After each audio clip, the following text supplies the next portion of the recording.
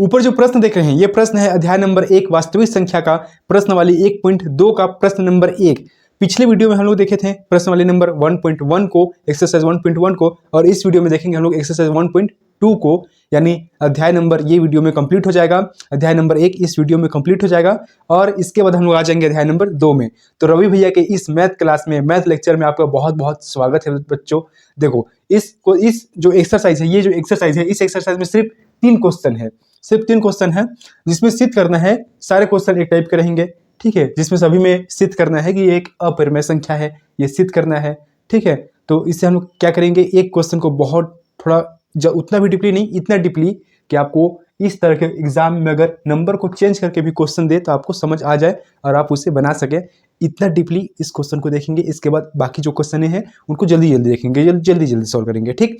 तो इस वीडियो में आप फोकस एकदम मोबाइल को कहीं पे रख लीजिए ताकि आसपास के डिस्ट्रैक्शन से आप बच सकें। चलते चलते नहीं देखना है, कॉपी पेन निकाल लीजिए और रेडी हो जाइए रवि भैया के साथ पढ़ने के लिए। चलिए शुरू करते हैं।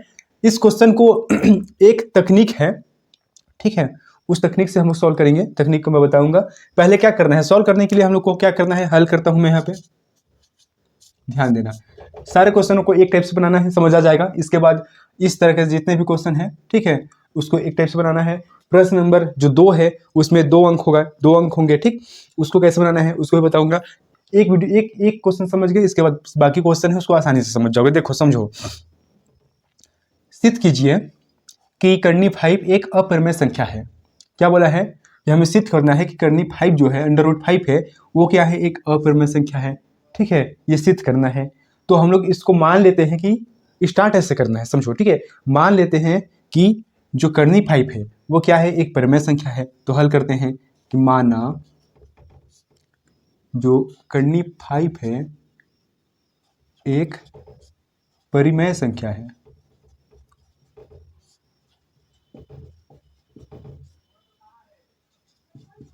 ठीक। तब ये परिमेय संख्या है, तो कर्णी 5 एक परिमेय संख्या है। तो जब परिमेय संख्या होता है कर्णी 5, तो इसे ये होता है P अपान Q इंटीजर। इंटीजर मतलब क्या बोलते हैं, इंटीजर को पूर्णांक। P अपान Q के बराबर होता है। कौन बराबर होता है, कर्णी 5।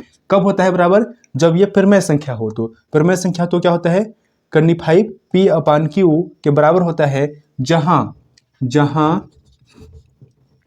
P और Q ये दोनों इंटीजर क्या होते हैं, सहअभाज्य होते हैं, सहअभाज्य होते हैं, ठीक है।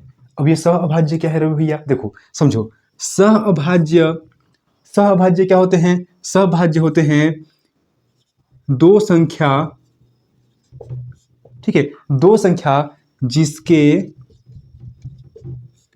फैक्टर सिर्फ एक हो, सिर्फ 1 हो, ठीक है, वो क्या होते हैं, सहअभाज्य होते हैं। फैक्टर मीन्स उभयनिष्ठ गुणनफल। क्या, गुणनफल, ठीक है, गुणनफल।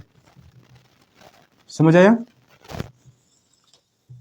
ठीक। देखो दो संख्या P Q, दो संख्या जिनके फैक्टर सिर्फ एक होते हैं, ठीक है, वो दो संख्या जिसके फैक्टर सिर्फ एक होते हैं वो क्या होते हैं, सहअभाज्य होते हैं, ठीक है। समझ आया। तो ये जो इंटीजर हैं P और Q हैं, ये क्या है, सहअभाज्य है, ठीक है, इंटीजर हैं लेकिन क्या है, सहअभाज्य है, क्योंकि इनके क्या है, फैक्टर सिर्फ एक है। ऐसा कंडीशन कब होता है, जब कोई संख्या परिमेय संख्या हो। ऐसा कंडीशन कब होता है, समझो, ऐसा कंडीशन सहअभाज्य कब होता है, जब कोई संख्या क्या हो, परिमेय संख्या हो, ठीक है, तब होता है। अच्छा, हम लोग माने हैं कि 5 क्या है, कर्णी 5 एक परिमेय संख्या है। कर्णी 5 एक क्या है, परिमेय संख्या। ये हम लोग क्या किया है, माने हैं, ठीक है, माने हैं, तो ये क्या है, सहअभाज्य है, ठीक। मतलब इसके सिर्फ एक क्या है, सिर्फ एक फैक्टर है। लेकिन अगर इसके एक से ज़्यादा फैक्टर निकल गए तो ये क्या होगा, अपरिमेय होगा। तो देखते हैं कि ये जो हम लोग माने हैं, ये जो हम लोग ट्रूटी बस मान चुके हैं, ठीक है, हम लोग जबरदस्ती इसको माने हैं, ये क्या है, ये सही होता है कि नहीं। अगर इसके 1 से 2 फैक्टर लास्ट में निकल गए, इसका मतलब क्या है कि ये कथन सिद्ध हो जाएगा कि हाँ, सिद्ध हो गया कि जो कर्णी 5 है ये क्या है, एक अपरिमेय संख्या है, क्योंकि हम लोग ये मान के चल रहे थे कि कर्णी 5 परिमेय संख्या है, जो कि गलत हो गया लास्ट में। समझ आया। तो ऐसे सॉल्व करना है। अच्छा, इस तकनीक को क्या कहते हैं? इस तकनीक को, इस मेथड को कहते हैं विरोधोक्ति तकनीक, विरोधोक्ति तकनीक या फिर कोऑर्डिनेशन मेथड। ठीक है, कोऑर्डिनेशन मेथड। देखो अब आगे कैसे सॉल्व करेंगे। अब हम लोग को मिल गया, एक समीकरण मिल गया। ठीक है, ये क्या है? इक्वल किस पर कुछ नंबर है, इक्वल के उस पर कुछ नंबर है। अब क्या करेंगे हम लोग, इस नंबर से, इस समीकरण से क्या करेंगे? खेलना शुरू करेंगे। खेलना शुरू करेंगे मतलब इसमें किसी, इसका वर्क करेंगे, इसका वर्क करेंगे, कुछ भी बना सकते हैं। तो स्टार्ट करते हैं। चलो देखो, हम करते हैं, दोनों पक्षों का वर्क करते हैं। दोनों पक्षों का वर्ग करने पर, अब दोनों पक्षों का वर्क कर देते हैं। ठीक, सारे क्वेश्चनों को ऐसे सॉल्व करना है। ठीक, सबसे पहले क्या करना है, माना कि क्या कर, ये जो ये है, ये एक परिमेय संख्या मान लेना है। परिमेय संख्या है तो परिमेय संख्या अगर है तो ये P और Q के बराबर होगा। अच्छा समझो, क्या P और Q की जगह में कुछ और लिख सकते हैं? हाँ लिख सकते हैं। यहाँ पे A और B लिख सकते हैं, P और Q की जगह में A और B लिख सकते हैं। ठीक है, क्या लिख सकते हैं? A भी लिख सकते हैं, A और B लिख सकते हैं। ये एक पूर्णांक है। ठीक है, तो यहाँ पे क्या हो जाएगा? A और B हो जाएगा, A और बी हो जाएगा। ठीक है, पी और क्यू के जगह में ए और बी लिख सकते हैं, ए और बी भी लिख सकते हैं, और ए और बी क्या हो गया? सहअभाज्य होंगे, क्योंकि ये पूर्णांक है। ठीक है, चलो ए और बी ही रहने दें, रहने दें। चलो ठीक है, रहने देते हैं। ठीक, आगे देखो क्योंकि बुक में, आपका जो बुक है उसमें ए और बी दिया है, तो चलो ए और बी ही रहने देते हैं। तो दोनों पक्षों का वर्ग करने पर, तो मैं कर देता हूँ, करनी 5 का वर्ग इक्वल ए बाई बी का वर्ग। ठीक, अब करनी 5 का वर्ग किए हैं तो ये वर्ग इस वर्ग को क्या करेगा? काट देगा, तो बचेगा सिर्फ 5। इधर ये वर्ग जो है ये ए में भी है और बी में भी है, तो ए का वर्ग होगा और बी का वर्ग होगा जब ये ब्रैकेट हटेगा तो। ठीक, अब देखो हम लोग इक्वल किस पर, जो बी का वर्ग है उसे इक्वल किस पर ला सकते हैं? ला सकते हैं, आसानी से ला सकते हैं। तो क्या हो जाएगा? 5 तो यहीं पर रहेगा, बी क्या होगा? इससे मल्टीप्लाई हो जाएगा, क्योंकि जब कोई चीज़ मल्टीप्लाई में रहता है तभी तो इक्वल के उस पर जाकर उस नंबर को डिवाइड करता है। समझ आ रहा है ना? देखो, तो ये जो बी है ये 5 के साथ मल्टीप्लाई में आ गया। देखो मल्टीप्लाई में आया ना। ठीक है, 5 मल्टीप्लाई बी, तो मल्टीप्लाई का साइन नहीं लगाते हैं। अब देखो बी का स्क्वायर, यहाँ पे ए का स्क्वायर। अब समझो, अब समझो, अब ध्यान से समझो।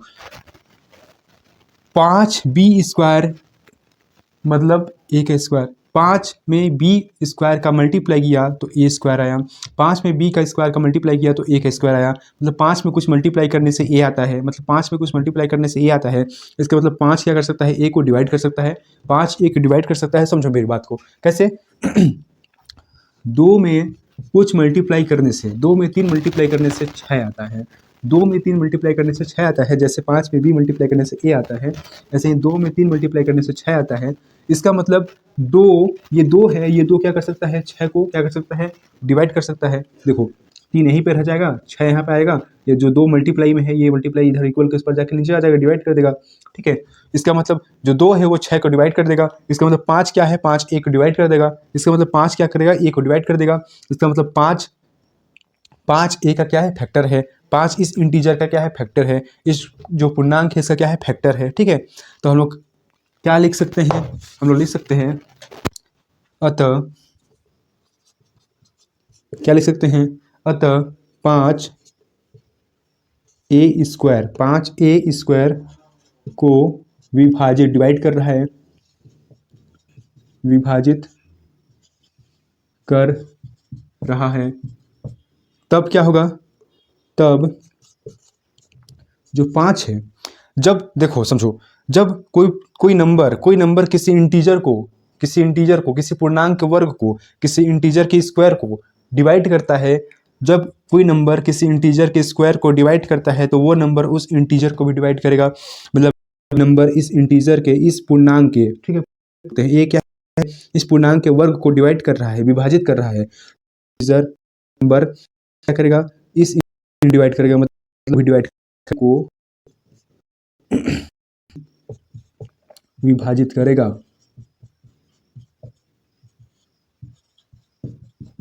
समझ आया? समझो, अब देखो, अब आगे देखो क्या हो रहा है यहाँ पे। समझो, 5 में कुछ मल्टीप्लाई करने से ए का स्क्वायर आ रहा है, 5 में, ठीक है, 5 में हम लोग क्या आगे समझो, वीडियो में दिख रहा है कि नहीं?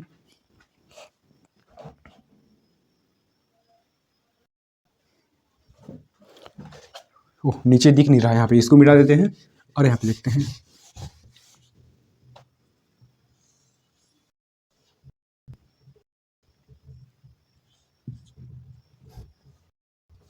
देखो इसका मतलब क्या है, इसका मतलब क्या है कि 5 में डिवाइड करता है, जो 5 है इस 5 में कुछ नंबर डिवाइड करते हैं तो वो क्या आता है, ए आता है।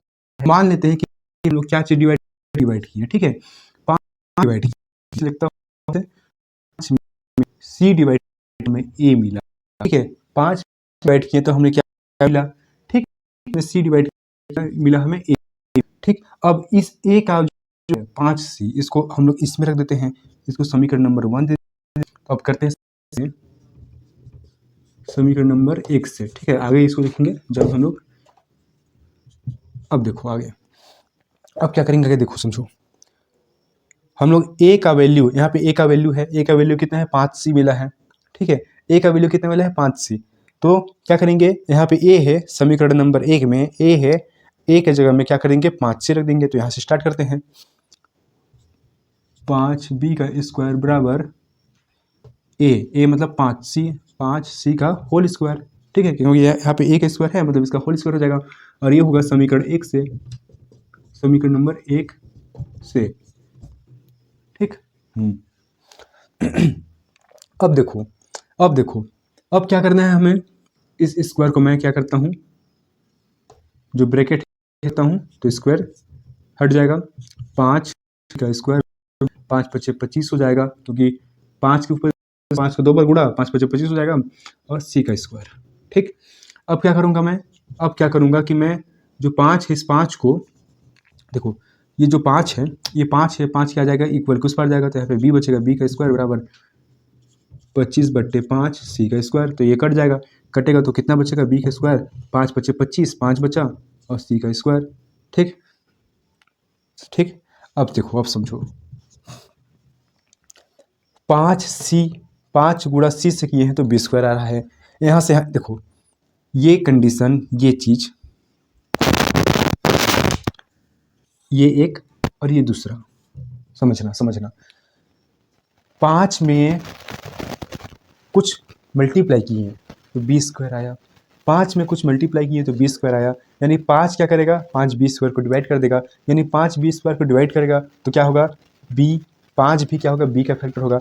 यहाँ पे क्या देखे थे कि 5 क्या कर रहा है, 5 में कुछ मल्टीप्लाई करने से ए स्क्वायर आ रहा है, 5 में कुछ मल्टीप्लाई करने से ए स्क्वायर आ रहा है, यानी 5 ए को डिवाइड कर देगा, इसका मतलब 5 क्या होगा ए का फैक्टर है, गुणनखंड है, क्योंकि 5 के टेबल में ए आता है। जैसे हम लोग इसको देखे थे एग्जाम्पल के लिए, कैसे लिखते हैं कि 2 में 3 मल्टीप्लाई करने से 6 आता है, इसका मतलब 2 क्या करता है 3 को डिवाइड कर देता है, सॉरी कि 2 इस 6 को डिवाइड कर देता है, ठीक है, यहाँ पे जो 2 था इसको इक्वल के इस पर ले जाऊंगा तो क्या कर देगा 6 को डिवाइड कर देगा, इसका मतलब ये 2 क्या है 6 का फैक्टर है, 2 6 का क्या है गुणनखंड है, उभयनिष्ठ क्या है गुणनखंड है। तो इसी तरह देखो 5 में कुछ मल्टीप्लाई करने से बी स्क्वायर आता है, इसका मतलब 5 इस बी स्क्वायर का क्या है फैक्टर है, इस 5 इस बी स्क्वायर को क्या कर देगा डिवाइड कर देगा, 5 ये बी स्क्वायर को डिवाइड करेगा तो 5 इस बी स्क्वायर का क्या है गुणनखंड है, गुणनखंड यानी फैक्टर है, ठीक है, तो 5 इस बी स्क्वायर का क्या है गुणनखंड है, समझ आया।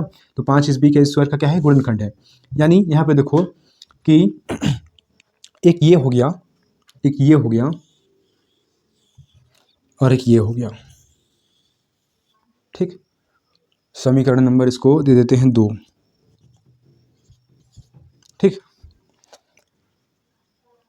इसका मतलब ए और बी, यहाँ पे क्या है ए, तो 5 ए का भी फैक्टर है, 5 बी का भी फैक्टर है, यानी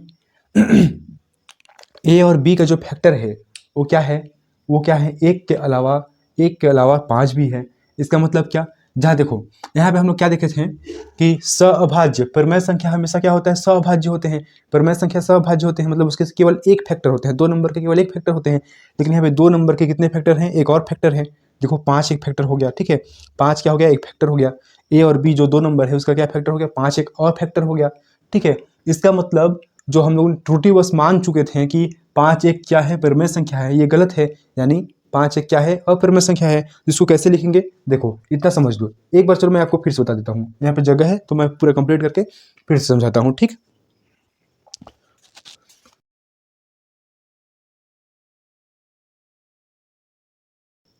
तो मैंने नीचे लिख दिया है कि ए और बी का एक उभयनिष्ठ गुणनखंड 5 भी है, ठीक है, एक के अलावा एक और उभयनिष्ठ है जो कि 5 है, जहां इस तथ्य का क्या होता है, विरोधाभास प्रकट होता है। किस तथ्य का, कि प्रमेय संख्या होने के लिए सहअभाज्य होना जरूरी है।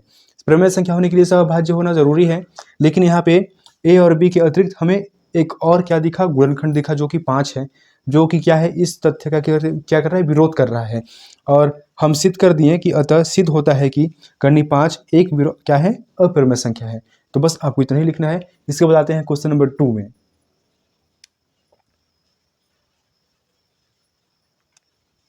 अब ये रहा वो दूसरा क्वेश्चन। इस क्वेश्चन में क्या बोला है, देखो, सिद्ध कीजिए कि 3 + 2 √5 एक अप्रमेय संख्या है।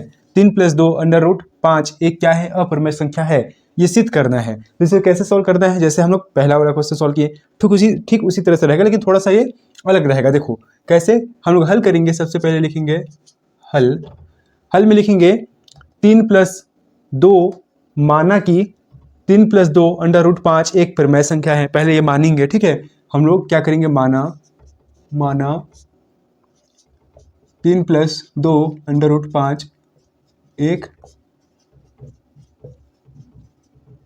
प्रमेय संख्या है। सबसे पहले ये मान के चलते हैं कि ये प्रमेय संख्या है, उल्टा करके, ठीक है। इसके बाद हम लोग देखते हैं कि ये प्रमेय संख्या सिद्ध नहीं हुआ, तो ये सिद्ध हो जाता है कि ये एक अप्रमेय संख्या है। जब इससे हम लोग मान लिए हैं कि ये क्या है, एक प्रमेय संख्या है, तो प्रमेय संख्या है, तो प्रमेय संख्या के लिए क्या शर्त है, ये शर्त है कि 3 + 2 × 5 ये जब प्रमेय संख्या है तो ये P/Q पूर्णांक के इक्वल होगा। 3 + 2 × 5 P/Q पूर्णांक के, जो इसके जगह में A/B भी लिख सकते हैं, कि क्या होगा, इक्वल होगा। जहां P और Q क्या है, एक सहअभाज्य संख्या है, ठीक है। जहां P और Q क्या है, एक सहअभाज्य है। सहअभाज्य मतलब जिनके ऐसे दो संख्या जिनके केवल एक क्या हो, फैक्टर हो, जिनके केवल एक गुणक हो, ठीक, वो क्या हो, सहअभाज्य कहलाता है, ठीक। इतना तो हम लोग देखे थे, इतना हम लोग समझ आ गया। इससे आगे आप क्या करना है, देखो अब ये जो इक्वेशन मिला है हम लोग को, इस समीकरण से खेलना शुरू करते हैं। चलो देखो कैसे बनता है। अब क्या करेंगे, देखो अब क्या करेंगे, इससे पहले वाले क्वेश्चन में क्या था, केवल एक नंबर दिया था, ठीक है, कोई एक संख्या था, तो हम लोग उसका वर्क किए, लेकिन यहाँ पे 2 संख्या है तो इसका वर्क करने की जरूरत नहीं पड़ेगा। इसको हम लोग आगे पीछे करके हम लोग इसको सॉल्व कर सकते हैं। देखो क्या है, यहाँ पे 3 है, 3 को सबसे पहले इक्वल को इस पर लेते हैं, इस पर सिर्फ रेशनल नंबर को रहने देते हैं, और इस पर इनरेशनल नंबर को रहने देते हैं। आगे समझ आ गया। देखो क्या करेंगे कि इस 3 को पकड़ के इसके इस पर लेते हैं इक्वल के, तो बचेगा यहाँ पे 2 × 5 बचेगा, इक्वल के इस पर क्या है, P/Q, और जो 3 है ये हो जाएगा -3, और 3 के नीचे 1 लगा सकते हैं आसानी से, तो 3/1 हो जाएगा। कैसे, क्यों 1 लगाए, क्योंकि ये P/Q के फॉर्म में है, तो इसको भी 3/1 कर दिए, ठीक। अब आगे देखो, अब हम लोग इसको सॉल्व करते हैं, फ्रैक्शन का माइनस, तो क्या करेंगे, Q और 1 का मल्टीप्लिकेशन इसे सॉल्व करने आता है, ठीक। मेरे एक वीडियो है जिसमें देख लेना, क्या है, भिन्न का जोड़ घटाव गुणा भाग वाला जो वीडियो होगा उसमें इसको सॉल्व किया हूँ। तो यहाँ पे एक बार मैं समझा देता हूँ। Q और 1 का जब मैं मल्टीप्लाई करूंगा तो सिर्फ क्या आएगा, Q आएगा।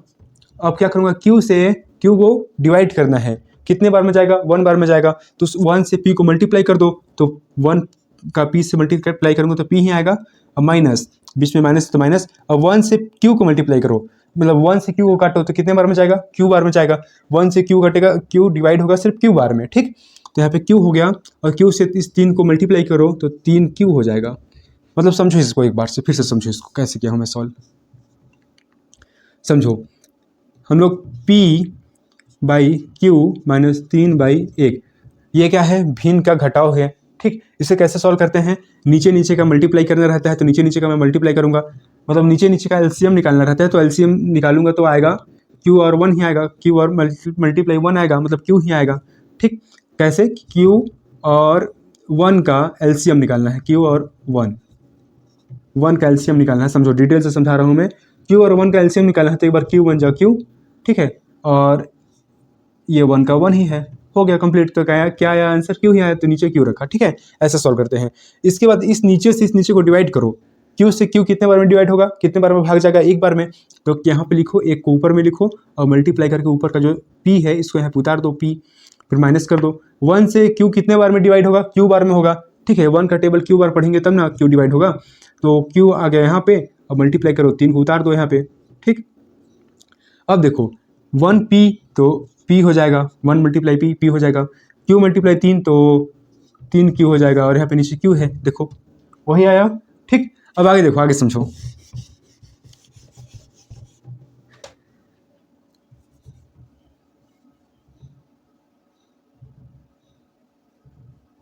आगे समझो, अब क्या करेंगे हम लोग, इधर का मैं लिख देता हूँ 2 करनी 5।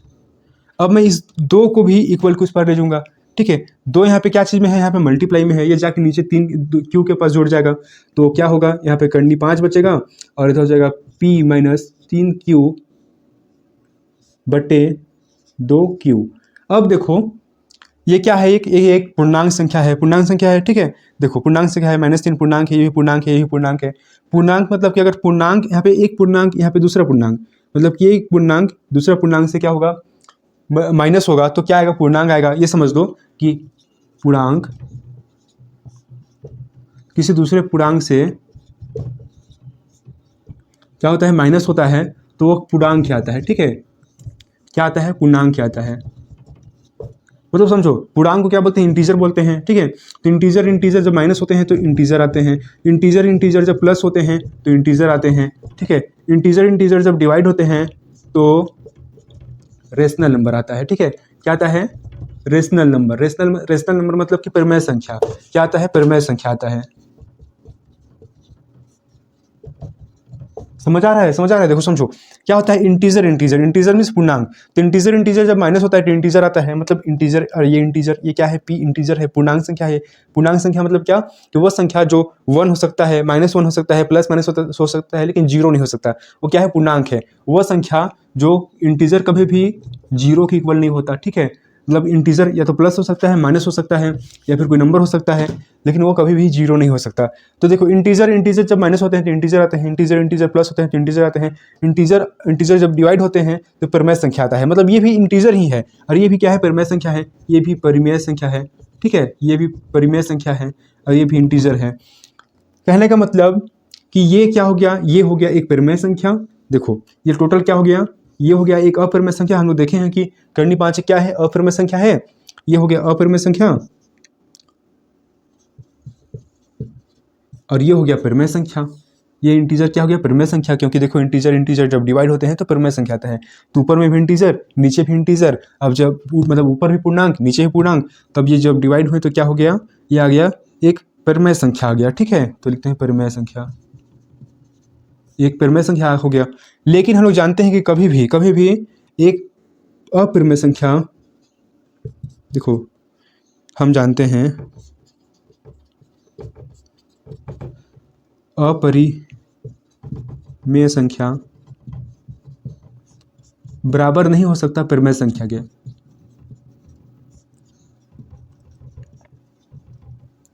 ठीक है, अपरिमेय संख्या कभी बराबर नहीं हो सकता परिमेय संख्या के, यह हम लोग जानते हैं। ठीक, और यह संभव नहीं है। हम लोग क्या लिखेंगे, डायरेक्ट नीचे लिखेंगे, अतः यह संभव नहीं है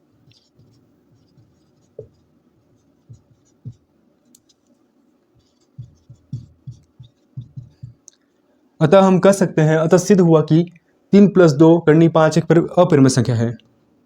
फिर लिखेंगे, अतः सिद्ध हुआ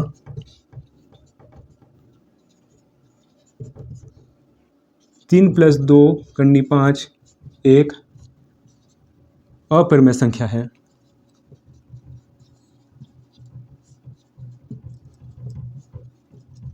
ठीक, फिर से समझो एक बार क्या किए। सबसे पहले हम लोग इसे मान लिए कि ये परिमेय संख्या है। ठीक है, परिमेय संख्या है। इसके बाद क्या किए, अब इसे p/q के बराबर कर दिए। इसके बाद इस समीकरण को क्या किए, सॉल्व किए, हमें ये मिला। तो हम लोग देखें कि ये क्या है, एक अपरिमेय संख्या है और ये एक परिमेय संख्या हम लोग को मिल गया। तो अपरिमेय संख्या परिमेय संख्या के बराबर हो गया, ये कैसे हो गया, ये नहीं हो सकता है। अपरिमेय संख्या कभी भी परिमेय संख्या के बराबर नहीं हो सकता। ठीक है, तो ये संभव बिल्कुल भी नहीं है कि अपरिमेय संख्या परिमेय संख्या के बराबर हो। लेकिन इसमें कैसे संभव हो गया, कैसे हम लोग दोनों को इक्वल कर दिए, क्योंकि हम लोग त्रुटिवश हम लोग क्या मान लिए थे, हम लोग ये मान लिए थे कि अब ये जो संख्या है ये क्या है, एक परिमेय संख्या है, ऐसा मान के चल रहे थे। इसलिए ये कंडीशन आया जो कि गलत है, जो कि हम लोग का मानना हुआ क्या है, गलत है। जो हम लोग माने हैं वो क्या है, गलत है। इसलिए हम लोग कह सकते हैं कि ये कभी भी संभव नहीं हो सकता कि अपरिमेय संख्या परिमेय संख्या की इक्वल हो, और इसलिए जो ये संख्या है 3 + 2 करनी 5 ये एक अपरिमेय संख्या है। ठीक, समझ आया। इसके बताते हैं नंबर 3 के क्वेश्चन में, उससे एक क्वेश्चन को बनाएंगे, इसके बाद बाकी 2 क्वेश्चन को आप लोग को बनाना है, क्योंकि जो कॉन्सेप्ट इसमें है वही कॉन्सेप्ट इससे आने वाले जो क्वेश्चन है उसमें है। ठीक, डिटेल से समझना, इसे जल्दी से लिख लो। इसके बाद मैं एक चुटकी बताता हूँ और उस क्वेश्चन में जाते हैं। ये रहा क्वेश्चन नंबर 3। सिद्ध कीजिए कि निम्नलिखित संख्याएं अपरिमेय संख्याएं हैं। ठीक है, पहला क्या है 1/2, दूसरा 7/5, तीसरा 6+2। ठीक, इससे क्या करना है, सिद्ध करना है कि ये क्या है, अपरिमेय संख्या है। पहला हल करते हैं। इससे पहले जैसा जो क्वेश्चन हम सॉल्व किए थे क्वेश्चन नंबर 2, सेम ऐसे इसको भी हल करना है।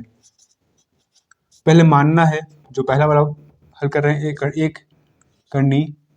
1/2। इसे हल करते हैं। माना 1/√2 क्या है, एक परिमेय संख्या है।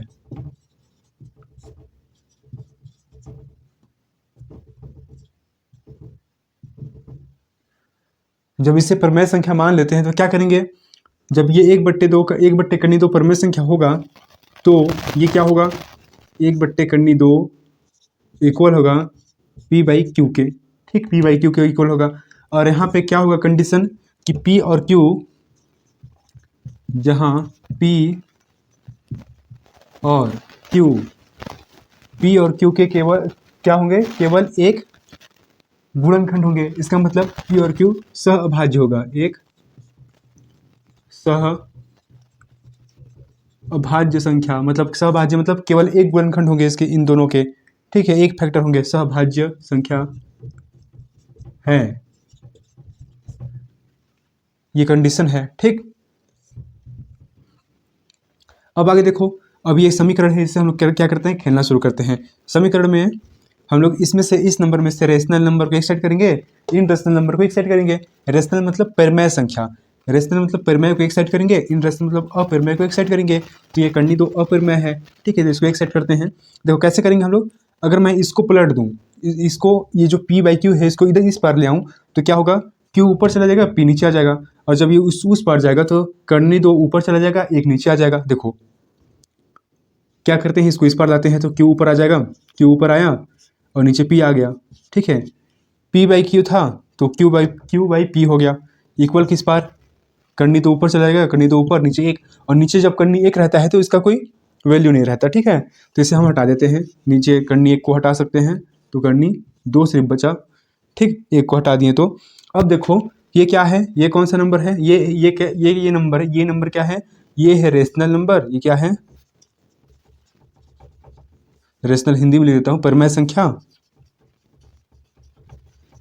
और इस पर इक्वल किस पर क्या है, अपरिमेय। प्रश्न में दिया है कि ये अपरिमेय है, ये अपरिमेय, जो कि दोनों क्या है, कभी भी इक्वल नहीं हो सकते। तो हम लोग क्या लिख सकते हैं कि यह संभव नहीं है, चूंकि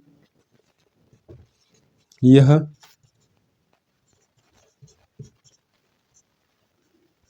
संभव नहीं है, यह संभव नहीं है। अतः हमने जो कल्पनावश क्या किया था, मान लिया था। ठीक है, ये संभव नहीं है, लेकिन हम लोग ये मान के चलते हैं कि ये क्या है, परिमेय संख्या है। तो हमारी कल्पना गलत है, कुछ भी लिख सकते हैं यहाँ पे। हमारी कल्पना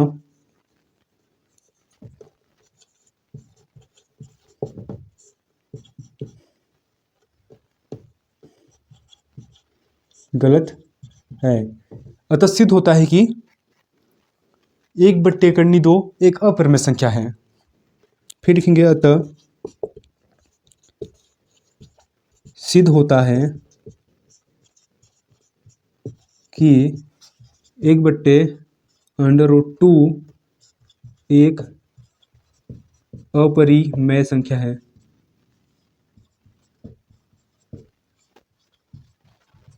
तो इसको ऐसे बनाना है। ठीक, अब क्वेश्चन नंबर 2 और क्वेश्चन नंबर 3 को आप खुद से बनाइए। इससे पहले जो वीडियो है वो पूरे डिटेल में है। ठीक, तो इससे पहले वाला वीडियो देख लीजिए, इसके बाद उसे खुद से बनाइए, आसानी से बन जाएगा। अगर नहीं बनेगा तो मेरे सॉल्यूशन वाले वीडियो में, इंपॉर्टेंट क्वेश्चन वाले जो वीडियो हो सकते हैं उनमें इस क्वेश्चन को मैं सॉल्व करा दूंगा, तो वहाँ से जाके देख सकते हैं। अब यहाँ से हमारा चैप्टर कंप्लीट होता है। थैंक यू सो मच सारे बच्चों को। अब इसके बाद हम आएंगे चैप्टर नंबर 2 में, जहाँ हम लोग पढ़ेंगे आगे के चैप्टर और उसको डिटेल से समझेंगे, उसके सारे एक्सरसाइज को डिटेल से सॉल्व करेंगे। तो बने रहिए, चैनल को सब्सक्राइब कर लीजिए।